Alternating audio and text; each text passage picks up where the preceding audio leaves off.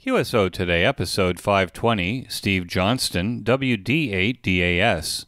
This episode of QSO Today is listener-sponsored. Only you can keep the QSO Today podcast coming to you every weekend since 2014.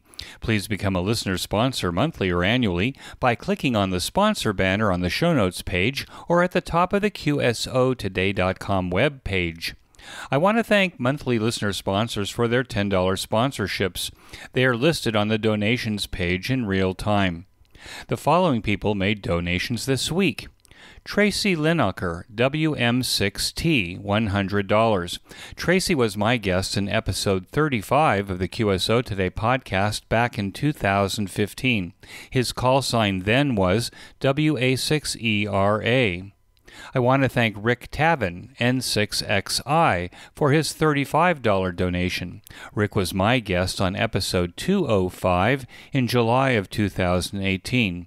Both my conversations with Tracy and Rick were great fun and interesting. Please go back to them. I also want to thank Jeff Matheson, WA7PGT, for his $20 donation. There were other contributors who made anonymous donations, and I want to thank them for supporting QSO Today. Welcome to the QSO Today podcast. I'm Eric Guth, 4Z1UG, where I demonstrate the diversity and relevance of the amateur radio hobby and its impact on society by interviewing ham radio operators, many of whom played vital roles in shaping our technology through the amateur radio hobby. And while many people might say, ham radio? Do people still do that? This podcast demonstrates through in-depth interviews just how amazing, diverse, and dynamic the amateur radio hobby continues to be. The Jewish New Year and the high holiday season is about to commence. I want to wish everyone listening, in the spirit that my blessing is offered, that all of you find better health, happiness, success, and peace in the coming year. I can only say that this year has been challenging on many fronts. We in Israel are mostly optimistic about the future. All of us here know that sometimes a bright future has a heavy price. We are paying now so that our peace is not on the credit of our children and grandchildren.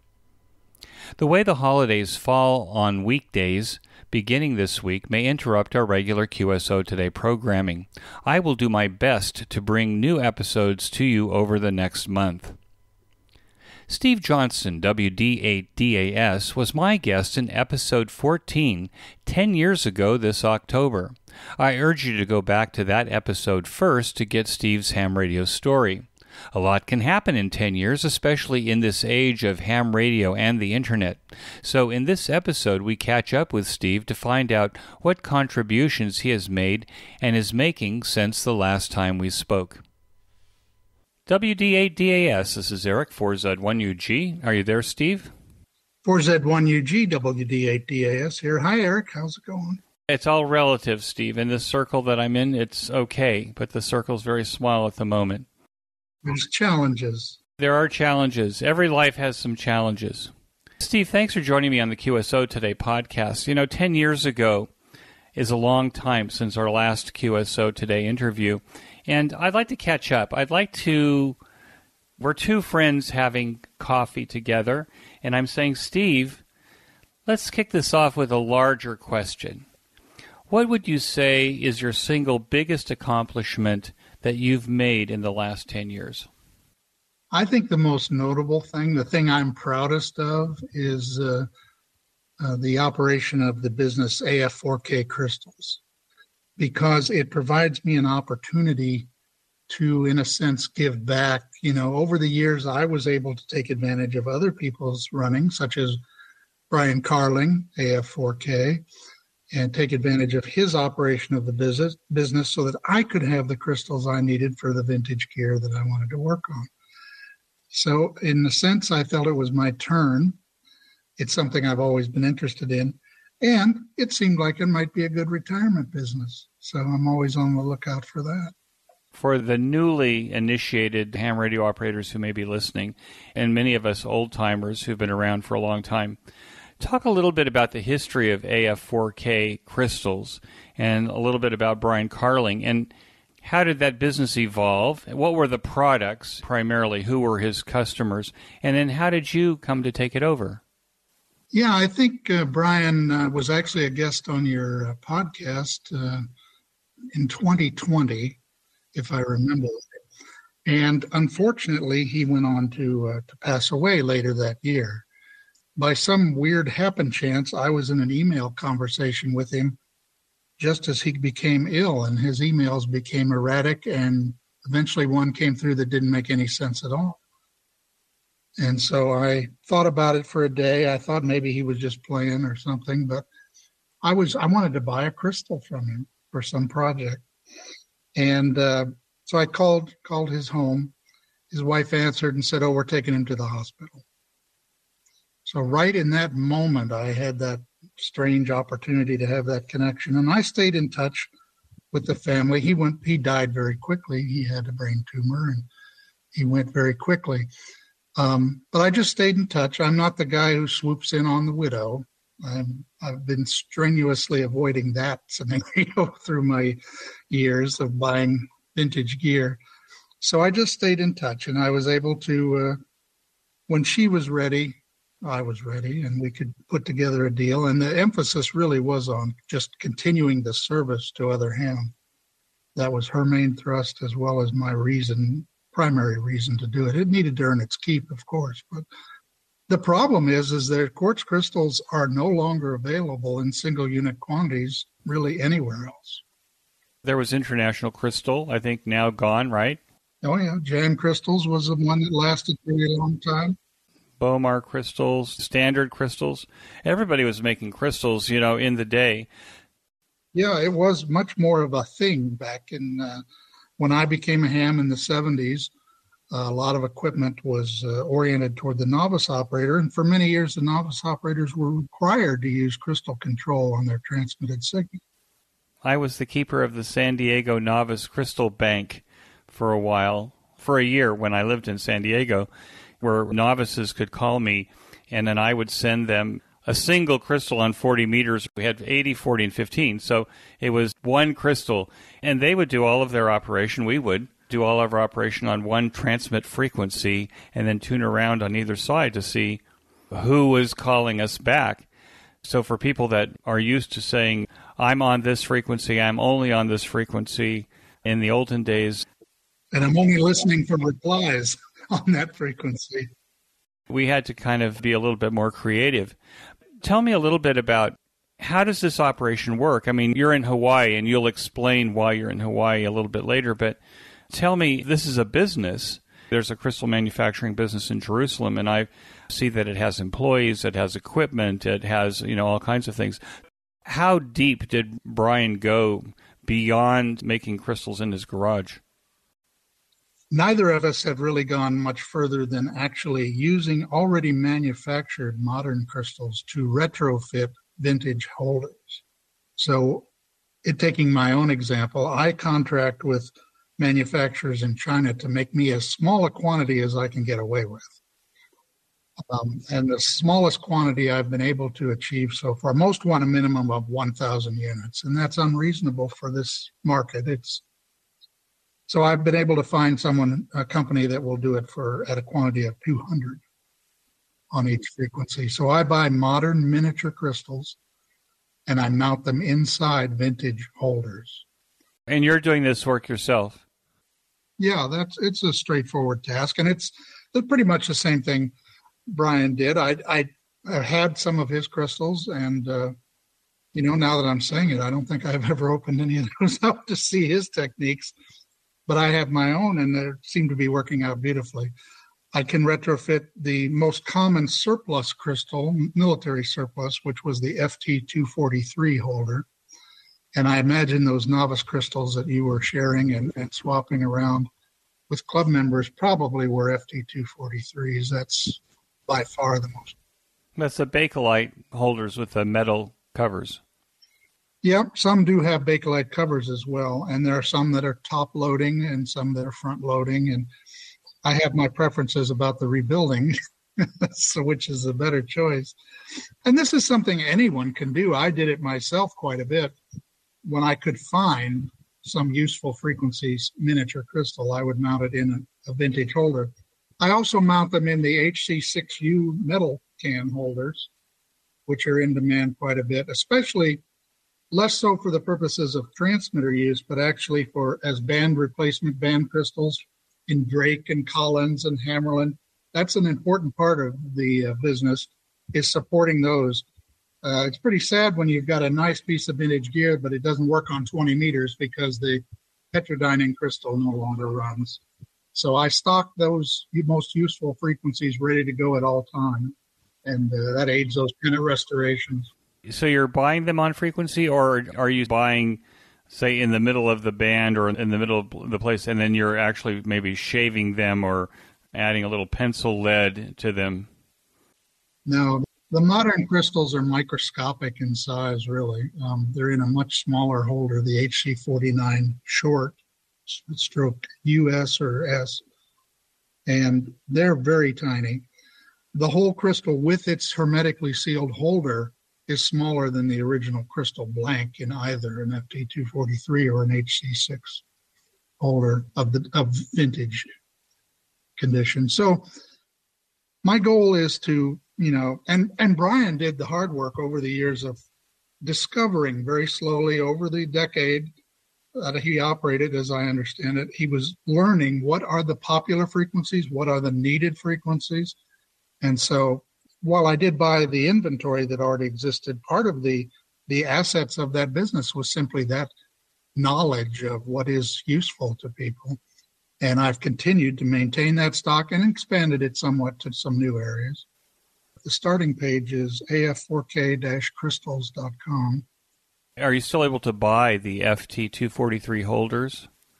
No, they're entirely recycled at this point. In some cases, I buy them at Hamfests. I'll find somebody who has a box of crystals, and I'm not interested in rebuilding ones that are already on useful frequencies. I'm looking for ones that are on odd frequencies that many guys have hung on to them thinking they would be valuable in the years to come, and I sometimes have to say, well, not really valuable for that reason. They're only valuable to me in a small way for the rebuilding process. I'm glad they saved them, though, because it's getting harder. Even over the 3 or 4 years now that I've been operating the business, it's getting harder and harder to find suitable candidates for rebuilding. But I periodically put the word out, roughly in the same places where I very sporadically announce my presence and just sort of remind everybody that it's a thing and you can get your crystals here. I will find people who say, I'll just say, do you have crystals that you feel are going to be thrown out eventually, either by you or send them my way, because I can recycle them back into useful purposes. How about 3D printing holders? Yeah, I have indeed worked up a design and test printed, and they're not as nice as the originals yet. And maybe that day will come, at least with the 3D printing capabilities that I've been able to afford. So that's my fallback plan. The pins are the hardest part. Not the housing. You mean finding the right pins? Yeah, making something nicer than just a piece of welding rod or something. You want it to be nice and nickel plated and that sort of thing. I was fortunate enough to find an old company that I worked with in my years as a broadcast engineer. I mean, they made products back in the day. They're called Op-Amp Labs, and they made modules for building your own audio equipment, professional audio gear. And the modules were based on octal tube sockets as the plug-in interface for these modules. And while I don't think I ever built anything directly with their products, I certainly used other people's constructions using their products. And I just happened to think first, are they even still around? And they were. They're in Southern California. And I sort of think it's the same guys. They're getting pretty old at this point. But the key point was, I just asked, you guys, your modules use those bases, the octal plug bases, like a tube base. Those are exactly the pins I need. Do you have any? And they said, yep, we got several bags of 1,000. And they sold them to me, and that was their last stock. So that would be my way to get into the 3D part of the game, 3D printed crystal holders, and they would still be in the fashion of the vintage holders. It seems to me, though, that to run a successful business, you actually have to take into account, unless it's a volunteer activity, the time that it takes to do the work and the material cost and all that stuff, and then a reasonable markup in order to be able to at least convince the IRS that you're profitable. Can you do a business like this and still be profitable? Or is it really just kind of a cottage business that supplies a need to a bunch of fellow travelers? Yeah, I think that it probably falls somewhere between those two extremes. But the truth of it is, it's a lot of it is a labor of love. I enjoy this sort of thing, so there's room for me to do it as, a labor of love rather than actually accounting for every single penny. To be honest, I think the most challenging part of it is dealing with the occasional difficult customer. That happens. Unrealistic expectations. And I try to point out that, okay, your crystal isn't, it's 20 hertz off from where you expected it to be. Your alternative is nothing. So you should try to be a little bit more tolerant. But tolerance, there's a pun. Yeah, I didn't think about that. There's a pun in there. That can be a little discouraging at times, but I would say that's 0.001%. Most guys are very excited at the opportunity to get an old piece of gear running. They're glad to repair their old piece of gear, maybe that they have been running all these years. Or in fact, they're home brewing something and they've never needed a crystal before, and now their project does. And they want it to have that look and feel of the crystal of the day. Yeah, or they want it on a frequency that they can't get it. They could use the HC6. Yeah, either way, it's still vintage. I've got an opportunity to pick up a few MyTrex, VHF and UHF, here in Israel. Yeah. And obviously it's my teenage self that's causing me to think I need to have something like this, especially since the price is so free. Yeah, there is a significant limitation. Is it possible to get temperature compensated crystals to go into channel elements these days? I can't imagine any place that would do that today. I mean, you're from a two-way radio background, so you understand the ideas that were involved in building these temperature compensated modules to get away from having ovens around the crystal to maintain a constant temperature. I had those too in my T44s. Yeah, back in the day, and I have them in drawers right now. The thing is, though, today that skill set seems to be gone. The last I knew of was International that did perform that service, that they would actually take a module, maybe for, Motorola, take for example, and that they would trim those components inside because they have to match. Every one of them was custom matched to the nature of that crystal. That's right.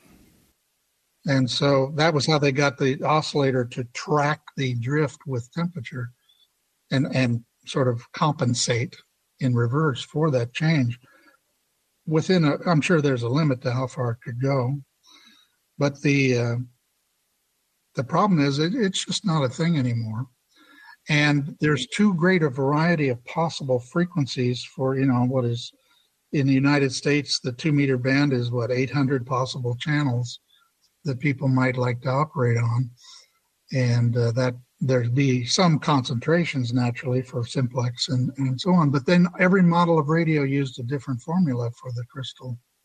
So that is beyond what I can do with my techniques of buying and inventorying crystals. It's not practical, but I do hear rumors occasionally that maybe somewhere in Eastern Europe there's a company. They sell specialized batteries for pagers. Oh, that could be, yeah. Is that what you're talking about? No, I'm actually serious about there being a company, but I can never identify them. That's the problem. And they might do businesses like that. They might do special projects. For certain, in the Ukraine and Russia, you're going to find big capacitors, for broadcast size capacitors for if you're making a magnetic loop antenna, for example.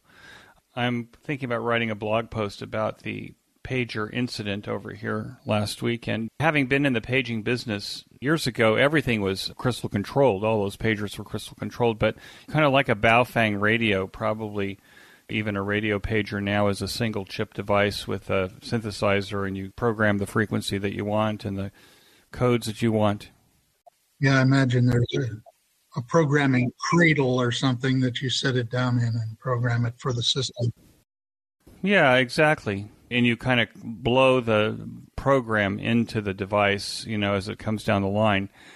To make a temperature-compensated crystal for an old Mitrek, seems to me you could almost design an oscillator now that goes in a channel element holder that'll do the same thing probably for less money. Well, there's a company that offers QRP Labs. Hans Summers, he offers a little product that is a USB programmable oscillator. It's called the Prog Rock 2, and it's meant as a crystal replacement, and it's sized to at least fit on the base. I think it'd be challenging to put it inside the can of an HC6, but at least it is dimensioned to fit on the base of an HC6. It's a synthesizer. You program it with USB serial connection, and that is fantastic. And when people come to me with I need a crystal for my scanner for some cryptic frequency in their town, that is an option. You're going to need to be a more skilled hobbyist to do it, but it is an option. Here's the problem, though. If you operate, and I don't know if this is true, let's say, of the Mitrek, but a lot of Motorola products were direct FM modulated transmitters.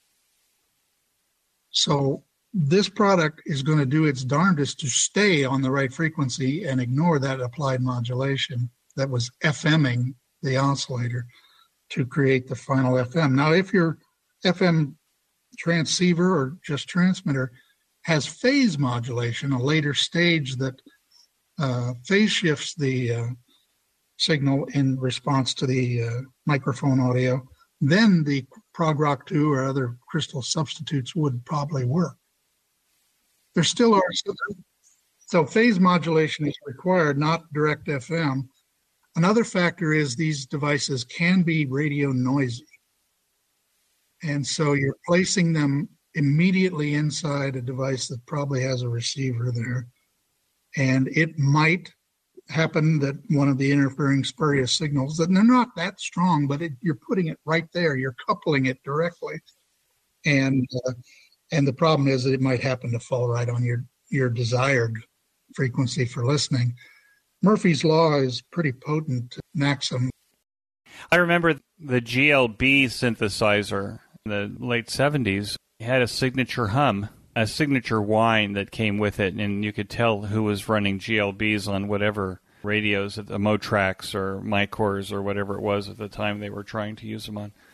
Exactly.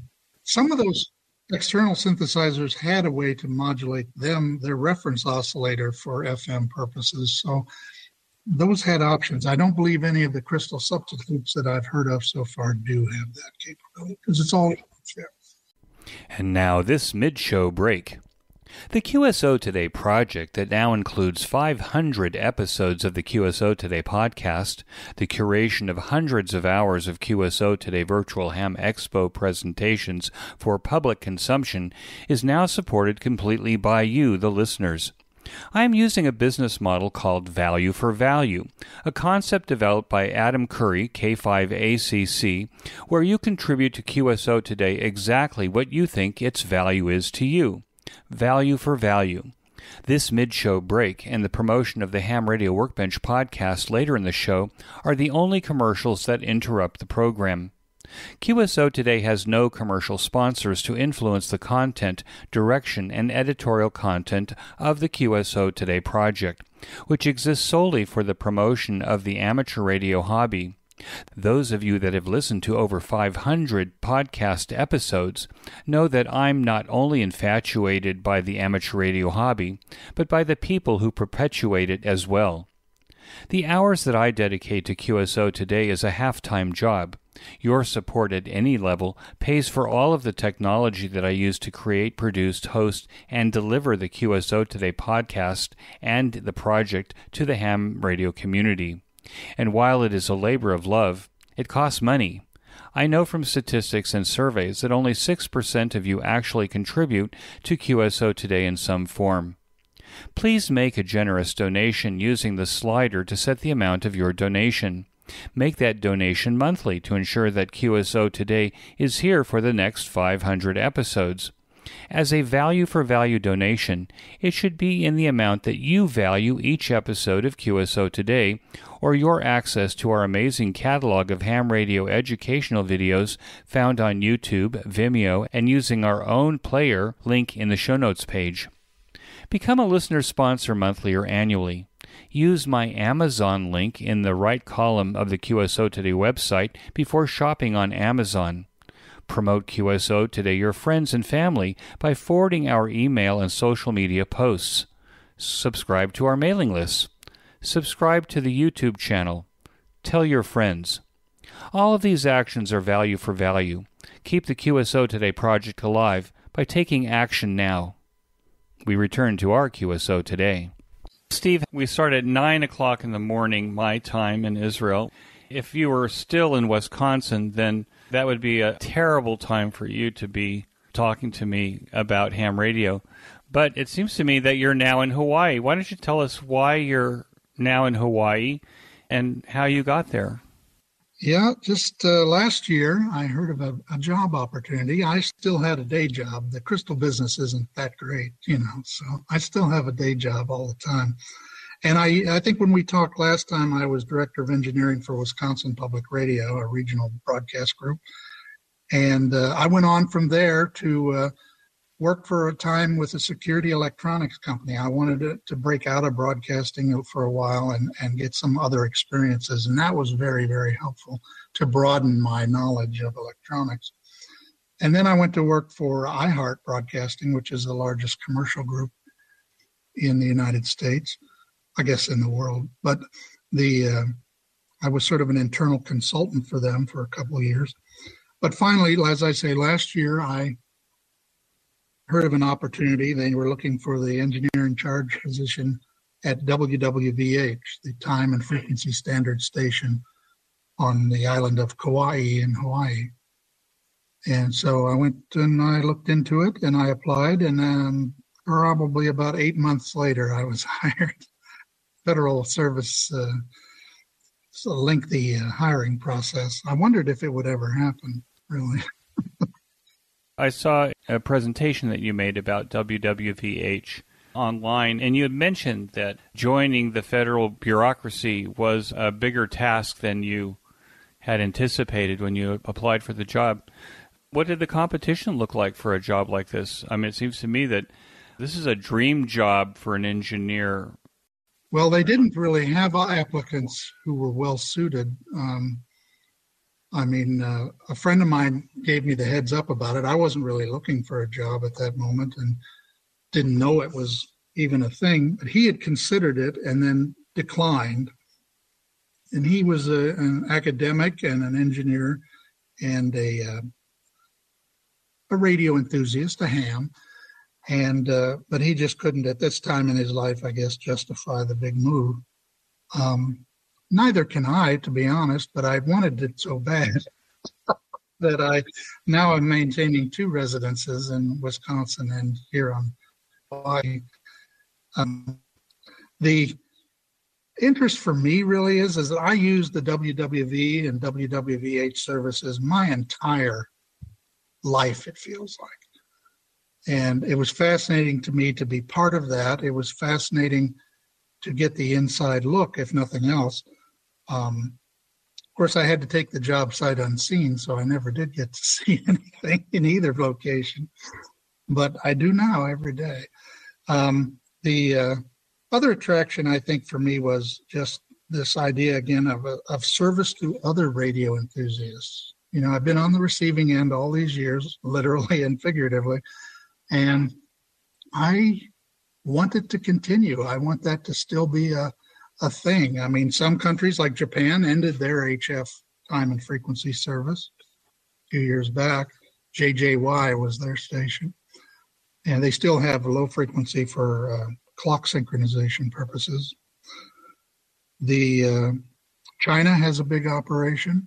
BPM is their call sign. But, the enthusiasm for WWV and WWVH and WWVB, which is the low frequency operation for North America, the enthusiasm for it has waxed and waned. And so when I was interviewing, and maybe this gets to your question more directly, I needed to feel out whether the mood was positive or negative about the operation of this service. And it was thoroughly positive. I was, I guess, gratified to hear that.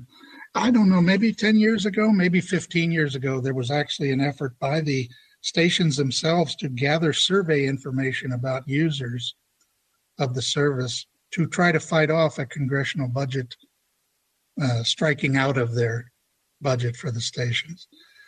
And, there's no point to take a job if that's immediately on the horizon or something. And exactly the opposite is true. There is a great interest in maintaining the service and continuing it. So I wanted to be part of it on that basis. Why do you think that WWVH and WWV should remain on the air? I mean, I could go back 10 years and think of people saying, oh, well, the internet is going to replace broadcast radio. I can tell you, living in a war zone, that while I have amazing fiber optic service to my house, it is so highly fragile. Everyone's going out and buying an AM/FM broadcast receiver. Well, you can't buy AM/FM broadcast receivers except on Amazon. It's difficult to get a good product. You go into a store here and they go, oh, we haven't had those for years. Now all of a sudden they're stocking them. So I'm wondering whether or not these original ideas in terms of the HF or medium wave or AM broadcasting is a thing of the past, and so therefore we don't need any of these services that help to calibrate those things. We rely so much on GPS, for example, but I can tell you that today, where I live, my GPS says I'm in the middle of Iraq. So it's not very reliable, especially if you're in a conflict zone. So are things like LORAN and other kinds of things that we thought were old-fashioned, but they just kind of worked. Are any of those kinds of things coming back? Well, there is GPS. Let's take GPS as a case study. GPS can provide you good time, but not really good time, because the motion of the satellites, their signal passage of the microwave signals through the ionosphere, there's all kinds of variables that affect what your receiver picks up. And a quality receiver that has multi-channels of reception can help with some and subtract out some of those effects, because it can be tracking multiple satellites with two different receivers and then see what the differences are between the two. The problem is that very few GPS receivers are really that good. So the time you're getting, and it's good enough for most applications, absolutely. But if you need really good time, you need to either provide a link to my parent organization, the National Institute of Standards and Technology, and it isn't just across the internet, because internet propagation times are intensely variable. So getting good time across the internet is, again, that isn't even pretty good time. That's just roughly the right time. You're talking about the time that you see on your computer. That's perfect. But that isn't what industry and communication specialists and so on are really looking for. They want something better. Now, I'm not arguing that WWV and VH are providing super great time, because there's propagation delays on our signal. So where you're receiving it is going to impact that. But those are a little bit easier to quantify, I think, and can be dealt with. And again, it's a matter of also redundant and backup. GPS is actually pretty fragile. And there's been a greater emphasis of this. We went through the golden age of GPS, where everybody thought, well, we can run every plane from takeoff to landing on GPS. I looked at a map of hundreds of GPS signal losses in aviation, in aircraft that were actively using it for navigation to fly the plane, and they lost log. Now, you could see that a lot of those were in locations such as your position, because that may be because of spoofing. It may be because spoofing of GPS is false GPS from a local transmitter to fool your receivers.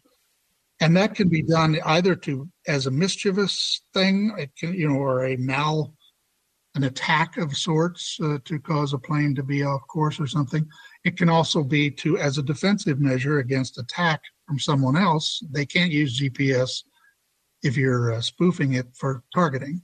So, I could see that there were areas of the world, conflict areas, that had more GPS losses, but there were GPS losses all over the world. And I think it's mainly just background noise problems in urban areas, particularly. The environmental noise levels are getting out of control. Another one of my hobby horses. But the issue with GPS is that it is fragile. It needs a backup, and right now there isn't any. So WWV and WWVH provide a backup for the time service. Of course, our main business, in my view anyways, our primary product to deliver is the precise frequency. But every clock is based on precise frequency. A grandfather clock with a ticking pendulum is based on frequency first, time second. Our atomic clocks, for example, they use a cesium atom being excited and falling back, the outer electron being excited and falling back to generate a photon on a very, very precise frequency. And ultimately, that controls a phase lock loop to make 5 megahertz output.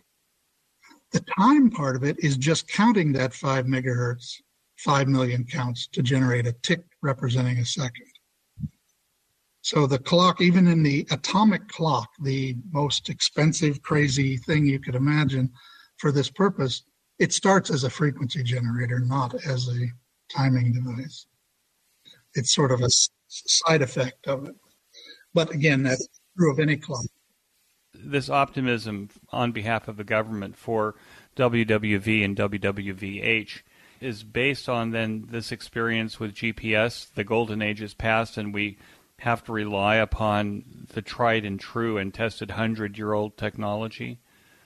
I think that they would probably view it as a backup, but I heard some gratifying things. I had a fellow come, he was a consultant for the Navy, where our WWVH is based on a Navy base. We're sort of a tenant on the base. We're actually a division of the Department of Commerce. But this fellow came to make measurements of signals, and it wasn't even anything I hired. It was Navy work. But he stopped by to see the station, and he had been in the Coast Guard pretty recently as a radio officer. And he told me that it was SOP for them to check our signal every day in the Pacific. And you make sure that their other standards were still okay. Their onboard standards were still trustworthy. So that struck me as a pretty important service to be providing. Is it old-fashioned? Yes, but that suits me. It suits me as well. A lot of our equipment is vintage. So I do have a project in the works to purchase a new solid-state transmitter, but the rest, all of our transmitters are vacuum tube based, large ceramic tetrodes and pentodes. What's the job then that you have there? Are you the engineer? Are you the jack of all trades? I'm the engineer in charge, sort of like the general manager and the leader of the technology. There's not a large staff. We're a remote operation, so there's typically 4 people based at the station. So we would have 2 technicians, me as the engineer, and an administrative person to try and keep us under control. And what does ham radio look like for you on Kauai? That was part of the attraction. I've always enjoyed experiencing ham radio from a different location. Sometimes I would achieve that by moving to a different part of the United States, and I thought Hawaii would maybe be the most extreme version of that. I have operated quite a bit portable. The neighborhood I live in, though, turned out to be quite radio noisy. My investigations point to the multiplicity of solar systems on the houses in the neighborhood. Solar panels. Yeah, the solar energy systems for the electricity, not for water, but for electricity. Often now the modern products have inverters on the panels, switch mode inverters. They have inverters at the switchgear, where it interfaces with the household wiring and the utility power. And these can be noisy. It isn't a must. It isn't absolute that they're all noisy, but many are. And it can make things pretty miserable. Fortunately, I'm able to go portable, and there's a park, for example, quite close here that's dead quiet. I can go set up there. I set up in a little rock garden. There's a picnic table and a little roof there, and it couldn't be a nicer setup. And what are you operating? Well, in most of those cases, it's 10 or 15 meter CW or SSB. From home, I operate 40 meters a lot, single sideband for regional nets using NVIS, near vertical instance. It's meant for the Hawaii area. And daytime operation on 40 with antennas that when you want to spray signal upwards works pretty well. And it's a great emergency service as well. I mean, our purpose is probably to be ready for an emergency, but of course we're talking about the weather and our equipment and all the usual stuff day to day. And there's some stalwarts, and you can always find there. And I usually can only get on that during the weekends, but because of work. But I really have enjoyed that operation. What's the rig for that? I have brought along a fairly portable one. I have a lot of rigs to choose from. I brought along my ICOM 7200, the IC 7200. It's built sort of like a military backpack radio, man-pack radio, perfectly analogous to that, but very close. So I thought it would be a good choice. After I saw what the corrosion problems were like here on the island, I immediately put desiccant inside of all my equipment. And when I opened up the 7200, I realized it was actually built inside very much like military equipment, and each module is in a sealed box. I noticed some of the connectors were not perfectly sealed, but just dropped a couple packs of desiccant in each one of those and screwed them back together. At the station at WWVH, we suffer from corrosion to an extreme level as the facility is right on the beach. It's immediately adjacent to the beach, a beautiful beach, no one on it because it's on a Navy base. But the sea air is rough on the equipment. Something as simple as air conditioning coil outside, on the compressor. For a short lifetime, very short. You have to use special coatings and protective efforts to try and keep them operational. Do you have like electrolysis problems when you're on the beach too? I mean, it seems to me that the ground might be kind of inconsistent. I think that's a factor. The antennas we use are fiberglass masts with copper beryllium strips mounted inside. They're made by a company called Valcom. And I think they were mainly designed for shipboard operations. So they're built with this environment in mind, naval ships, ocean-going ships. And so that was a good choice, whoever picked those. The previous antennas at the station were just ordinary metal lattice towers. They didn't last a couple decades and they were done. And probably they were on the verge of falling at the point when they were replaced. So, and that's something I've dealt with all my career. The fiberglass mast concept with quarter wave and in one case half wave verticals over a good radial ground system is a really good, effective choice for this situation. As I say, most of them are quarter waves, just like you might set up in your backyard, and they have maybe about 75 radials fanning out around each one. The ground there is very sandy. That end of the island is the leeward end of the island, and it's very, very dry. So it does have that in its favor. Humidity can be high, but the rainfall is minimal. Strangely, the middle of the island is considered the wettest place, if not in the United States, maybe the world. It rains there every day inside the mountains in the center of the island. It must be beautiful.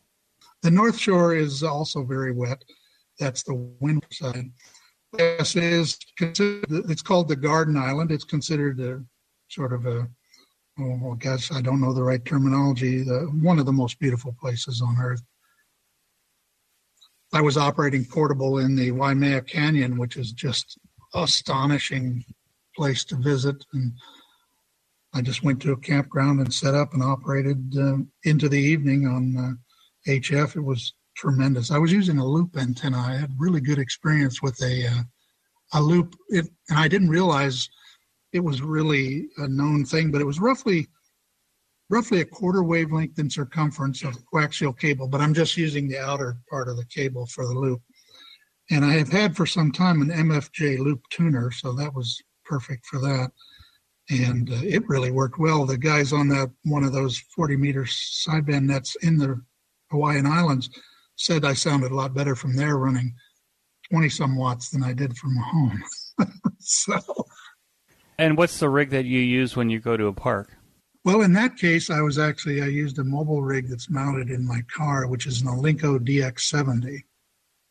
And mostly I use that to drive around the island listening to noise, trying to find maybe there's another house I could rent that isn't in a noisy neighborhood, but they're all noisy. But any rural location is dead quiet. There aren't that many people who live here. I think the population might be around 20,000 on the island, something like that. The last time we spoke, you were experimenting on 630 meters, which is low frequency, very long antennas. I'm curious, are you still on 630? And was there like some amazing lessons that you learned from your experiments on 630?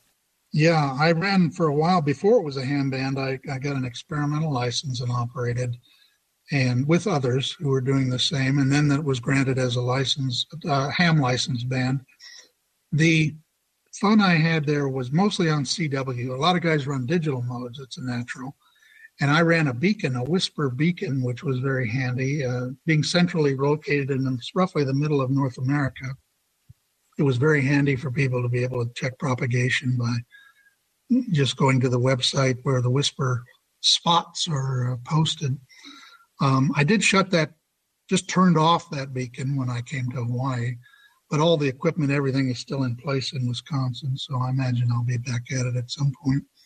But for now, I'm not on 630 meters. But some of the things I experienced, I really made a powerful connection to our maritime force operations of decades past. I got my first class radio telegraph ticket. Not too many people do that anymore.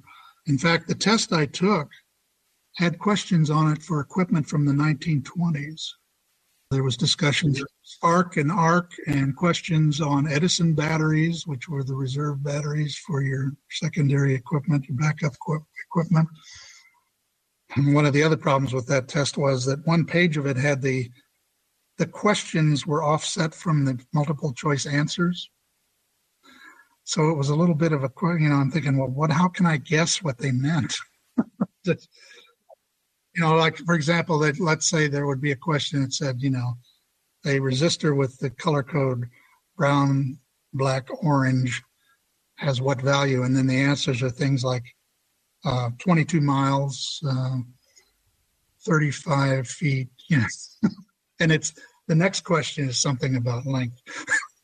And it has their own set of answers. So the layout of the test was based probably on the original Underwood typewritten.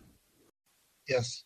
And somewhere they got out of step with each other. Maybe somebody retyped it in the 70s and made that, and everyone has suffered since. Somehow I passed, though, and by some weird coincidence, the FCC was restructuring that license at that moment.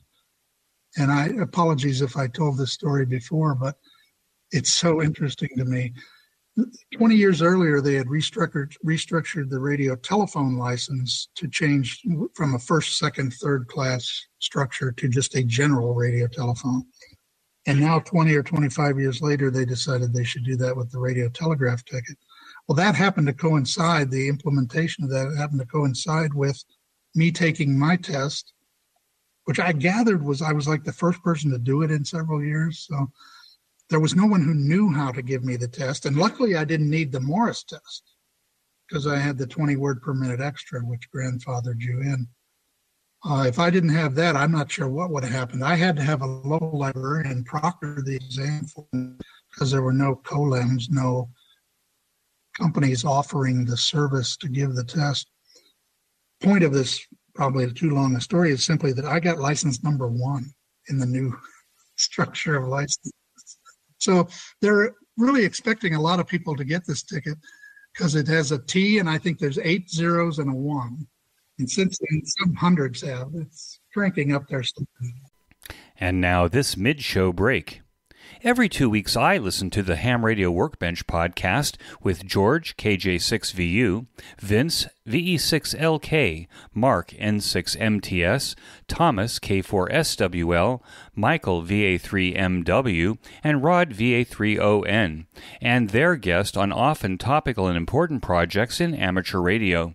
This discussion amongst the regulars and their guests remind me of the conversations that I used to listen to on 146.94 and 146.46 megahertz in Orange County, California, while working on my own workbench almost 50 years ago. It is amazing how much practical ham radio knowledge that we can absorb by listening to the Workbench podcast that starts to make sense when we start our own deep dive into our own projects. So join me by listening to the Ham Radio Workbench podcast now and as George and crew push beyond 200 episodes. You can get to the Ham Radio Workbench podcast by clicking on the banner in this week's show notes page. And now, back to our QSO. What privilege does a first-class radio telegraph ticket now provide you? I mean, what can you do that you couldn't do before? And you might be the only one in the world that could do that thing now. Two things I can think of. In California, and in a couple other locations, there are still coast stations in operation, more as a hobby or labor of love than an actual utility. But they do communicate with ships, examples being museum ships that have radio rooms in operation. But the most famous, maybe the most interesting for me, was KPH in just north of San Francisco, Point Reyes, California. And they still operate every Saturday. And I went to visit, and I got to sit the circuit, and I got my ticket endorsed, which isn't really a thing anymore, but that used to be what you had to do, to have the chief operator sign the back of your license to prove you really did do it. But I remember I operated in the afternoon on a Saturday, and I did the weather forecast, first announced it on 500 kilohertz, and then we went to our working frequency, which now I'm forgetting, 480 or something like that, as well as all the HF frequencies that are in parallel. And I sent the weather forecast for the Pacific, which was very long for the whole Pacific. And there was a typhoon in the Western Pacific. So that was why I got to send the long X's. Now, I don't know if anyone will know what that is, but it's like an attention getter on 500 kilohertz to get radio operators to listen what follows. So you send long, exaggerated X characters to it really does stand out, I guess. I never had the experience on ship, but I at least got the coastal experience. The other thing is there are a few situations where companies with maritime operations, ships, overseas ships, they will want to hire a radio officer with a proper license. It's not required anymore, but they seek that for one reason or another. And when I first got that ticket, a headhunter immediately got in touch with me and wanted me to join what I think was a merchant maritime service that's associated with the U.S. Navy. And they had a requirement that all their radio operators have a first-class radio telegraph ticket. So I guess they were excited and have somebody new, that not the same five guys they've been hiring. And do you see that as a potential opportunity in the future to become the radio officer on a big ship? Unlikely, but if I needed to run for it, make an escape, that is a possibility, I suppose. Do you have island fever in Kauai yet? It is a thing. I think the most difficult thing here is getting things shipped to me, either at all or at a reasonable price. A lot of things on Amazon are not deliverable, for example, to this island. Really? Yeah, and the presumption, I think, is that it's going to come by air, and some things like things that have lithium batteries inside, they don't want to carry them in air cargo. Aerosol sprays, something simple like spray paint or clear coat, something like that. Nope, ain't happening. Of course, it can be had in a local hardware store, which there are a couple, but it's an interesting problem. It's a real problem for WWVH because I often need things and I need them pretty timely, and it takes a while, or they just don't ever come. And do you have any relationship with the military that perhaps they could put something on a transport and bring it to you? Well, my office desk went that route. It took 8 months. It originated at a Staples in California, and it went on naval transport. So 8 months later, I had my new desk.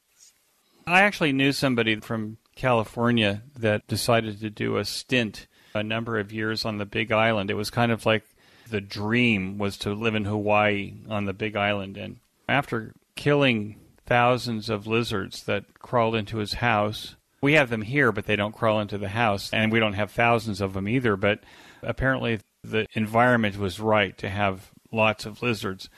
Yeah, that's true. After lizards and supply chain issues and getting the things they need at the higher prices because they are on an island in the middle of the Pacific Ocean, that they kind of just gave up and went back to the mainland. I guess I could see that unless you're born on the island, you're just used to the lifestyle there, that perhaps if you're from the mainland, you're actually used to having more space and more conveniences. I'm not a real social person, I suppose. Maybe that's true of many hams, that we're social among our own circle, but not really gregarious in other ways. So I don't miss that interaction. I don't know of any nightclubs or any places like that on the island. Very few bars that I'm aware of. It's not that I'm against drinking. It's just sort of faded out for me over the years. But I just noticed there's not much of that. I think most of it happens on the beach and in pickup trucks. But there is a rural character to the island that does appeal to me. There's only one highway. The maximum speed is 50 miles an hour. It doesn't even go all the way around the island. You can't get to the northwest corner of the island by vehicle. You can hike into that area. Tremendous scenery and all that doesn't really appeal to me, but being in an interesting place appeals to me. Sometimes it strikes me that I live on an island way out in the middle of the Pacific Ocean. How the heck did that happen? And radio helps me sort of live that, feel that. I would think that amateur radio would be a real asset if you're out on an island. Yeah, as the gray line comes across the Pacific, I can first hear California and on the lower frequencies.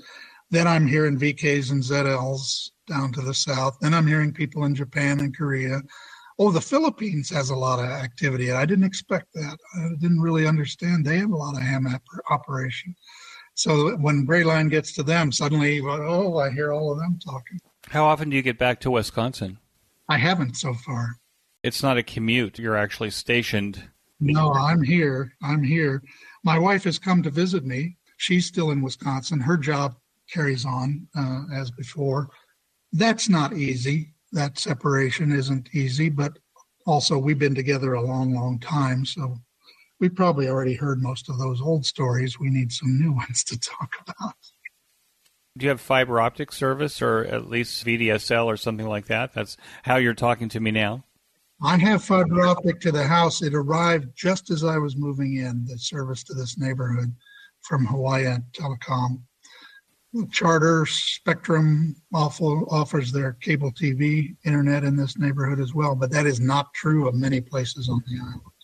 So you have the ability to video conference with your wife on a regular basis? Yep, all the time. It's not the same thing.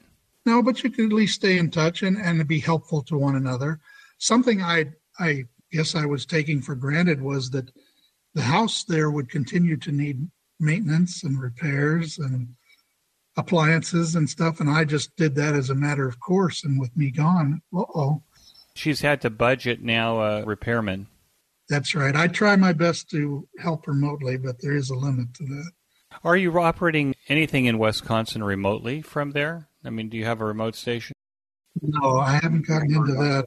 It was really time. I'd been there operating from that part of the nation for 17 years or something like that, so it was time for a change.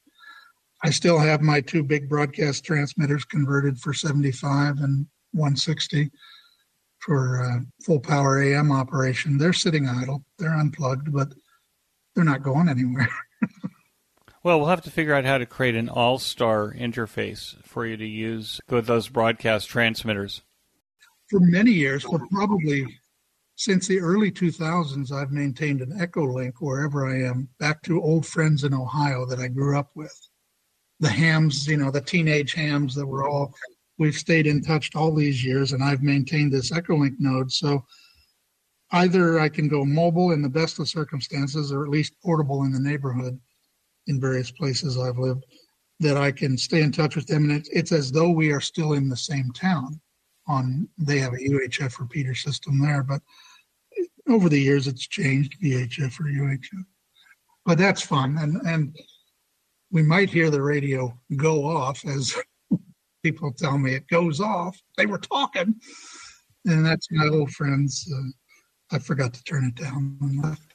I seem to like that too from a remote location also. I like All-Star from the standpoint of being able to hear the American sounds that you don't necessarily hear here. None of those services are perfect, but they are very, very handy. And they're not a replacement for full radio operation, but I feel okay about it as long as I'm using a radio at each end.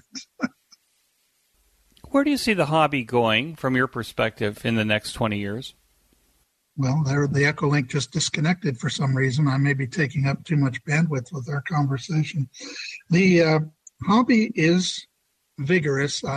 My enthusiasm for the future has waxed and waned. Right now, it's pretty strong. I have had nothing but positive interactions here on the island. There's lots of hams on the island and new people getting tickets all the time. And that gives me a lot of feeling that ham radio has a vibrant future. It's always had the strength of being a hobby that has many, many different facets. So let's say, you're not satisfied with just talking to the same old guys on 75 meters every day. You could bounce the signal off the moon. You could work satellites. What are we, over 100 satellites at this point have been launched? That's pretty amazing. Oscar 7 keeps waking up, causing interference, stuff like that. I mean, can't even begin to talk about all the different ways. A lot of my friends are more builders or experimenters rather than operators. I straddle both of those worlds pretty well, I think. I do operate a lot, but often it is in testing some project that I've built or some system I'm trying out. But I think there's probably, when you do a search on licenses, there are more hams per capita here than most places, but that may be retirees of high income levels or something living in a resort situation. I don't hear them all on the air, but there's a lot of them here. But the ones I do hear on local VHF and UHF are enthusiastic and interested. So that bodes well for the future. Do you still have an electric S10 truck? No, I had 3 times the motor failed on the S10 electric pickup. However, it was a wonderful project. I mean, I converted that from a gasoline-driven truck to an electric truck. Most of the cargo capacity of the truck was taken up with the batteries, though. So that was pre-lithium ion. You're using lead-acid batteries for that, right? And it was a project of maybe a decade ago. I've sort of lost track of when I did it, but it was highly entertaining. And I'm not one that loves working on cars. I consider it important to work on cars only because I don't want to pay somebody to work on cars. That's worse than doing it myself. But that project put a different spin on it. I mean, just the idea of making a coupling between the gas pedal and a potentiometer that controlled the speed, the pulse width modulated speed controller, which ultimately controlled the engine or the motor, better way to put it. That is the kind of thing that really gets me excited, those kind of odd projects. But yeah, the motor kept failing, and I think it's been proven that motor had that problem. The manufacturer never admitted it to me, but they introduced a model with forced air cooling immediately thereafter. There's pictures of that. I actually will leave a link on the show notes page so people can look at your electric S10 pickup truck. Do you have advice, Steve, that you would give to new or returning hams now to the hobby from your practice, from your position? I do get to do that now and again. I like that part of the hobby too, is helping people get up to speed. I think it's important to have a few friends in the hobby.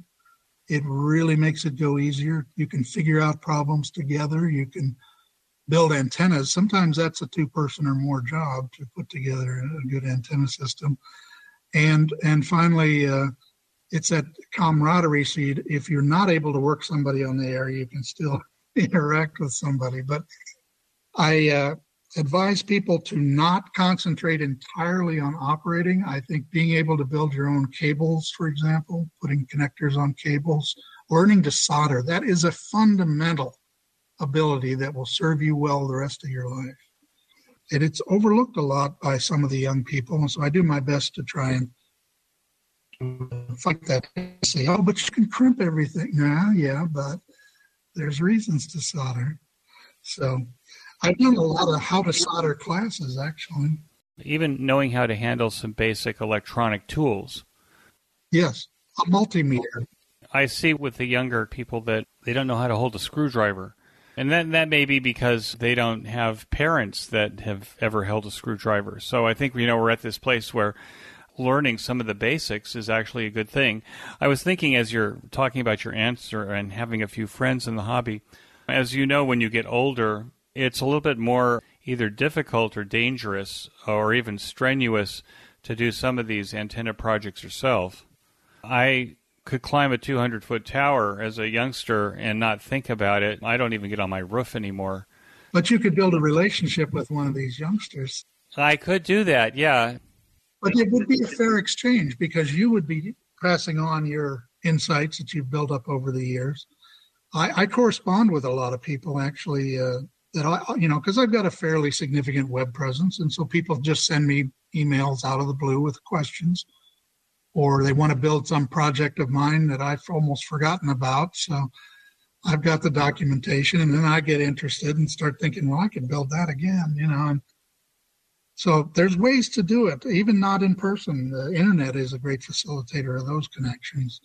And in turn, that facilitates the hobby.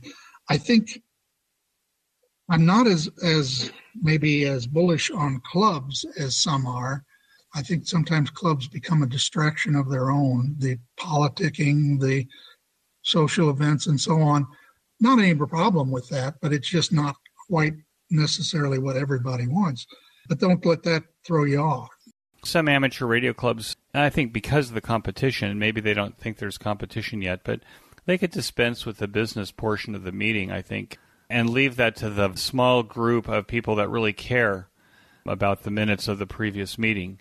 And then they could be a little bit more competitive. I think what we see, at least I see this with YouTube, that I can get almost every answer, oftentimes wrong answers, but, if you look at enough YouTubes, you'll get the right answer too. Yeah, that's true. There's a lot of competition for our attention. From a social standpoint, the clubs are good if they're probably spend more time socializing than businessizing. It varies, of course. Some are very intensely technical. They want to maintain very elaborate systems of their own. Maybe they have a contest station. Maybe they have VHF or UHF repeater systems that need attention. I can tell one anecdote of how not to conduct a club in a town which will remain anonymous. I saw a posting at the local electronic parts store. Now that tells you that was a few decades ago because they're really on the bulletin board of the town parts store, which I was there for work. And so I thought, all right, I'm going to try one more time, go to a club. The folks there were really puzzled why a stranger had showed up. And one fellow, during a break, he buttonholed me, he got way too close to me, and he starts speaking very loudly, "Why are you here? Who are you?" And I said, "Well, I'm here because you advertised that you wanted to have people come to your club." And that's just one example. It went on through the evening, and I almost just wanted to see how bad they could play. They're not going to have any new members acting like that. Steve, I'm so happy that you reached out again. It seems to me that growth is exponential. It usually is, and that the exponential growth that you've achieved over the last 10 years since our last meeting has been nothing short of extraordinary. I want to thank you so much for reaching out and joining me today on QSO Today. Well, thank you very much. I really enjoyed it, and I was surprised at how long it had been. I was surprised at how long it had been, but I thank you so much anyway. 73. 73. Take care, Eric. That concludes this episode of QSO Today. I hope that you enjoyed this QSO with Steve. Please be sure to check out the show notes that include links and information about the topics that we discussed. Go to www.qsotoday.com and put in WD8DAS in the search box at the top of the page. You can sponsor the transcription of this episode or any of the previous episodes by clicking on the transcription button on every show notes page. The cost is $75 per episode, regardless of the length. We will quickly transcribe the episode and give you credit for your sponsorship. Please send us the call sign of the podcast to make sure that we transcribe what you want. Remember that QSO Today is value for value. Please support our project by making a donation or becoming a listener sponsor today. Use our Amazon link before shopping at Amazon, as we receive a small commission on your Amazon purchases. Subscribe to our mailing lists, both my blog and the podcast, and forward the messages to friends and family who would enjoy QSO Today content. Promote us on social media and give us a 5-star rating and reviews whenever you are asked. QSO Today is available on every podcast player and venue, including Apple Podcasts, YouTube, Spotify, and Podcasting 2.0. Get a Podcasting 2.0 player to make it easy to get your next episode as soon as we publish. My thanks to Ben Bresky, who, as the consummate artist, makes this host and his guests always sound brilliant. Ben also publishes a weekly Jewish history podcast. There is a link to that on the QSO Today homepage. Until next time, this is Eric for Z1UG 73. The QSO Today podcast is a product of KEG Media Inc., who is solely responsible for its content.